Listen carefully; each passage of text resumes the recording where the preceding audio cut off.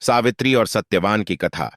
प्राचीन काल में राजा अश्वपति की पुत्री सावित्री अपने रूप, गुण और बुद्धि के लिए प्रसिद्ध थी।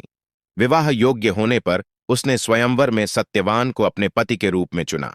सत्यवान एक वनवासी राजकुमार थे, लेकिन वे अत्यंत धर्मपरायण, निडर और सत्यप्रिय थे। सावित्री ने सत्यवान से विवाह किया, लेकिन उसे नारद मुनि ने चेतावनी दी थी कि सत्यवान की आयु केवल 1 वर्ष शेष है। सावित्री ने यह जानते हुए भी सत्यवान से विवाह किया और अपनी पूरी निष्ठा से उनके साथ रहने लगी।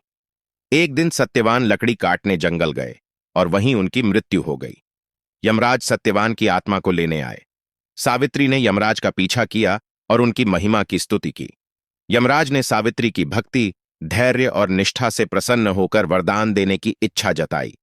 सावित्री ने अपनी बुद्धिमानी से पहला वरदान अपने सास ससुर के खोए हुए राज्य की वापसी मांगी। दूसरा वरदान अपने सास ससुर को पुत्र प्राप्ति का मांगा।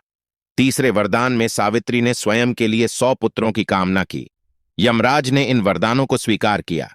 जब यमराज को ध्यान आया कि सत्यवान के बिना सावित्री के 100 पुत्रों की कामना पूरी नहीं हो सकती, तो उन्होंने सत्यवान का जीवन भी वापस कर दिया।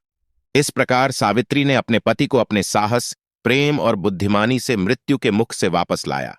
यह कथा हमें सिखाती है कि निष्ठा, धैर्य और प्रेम से बड़ी विपत्ति को भी हराया जा सकता है।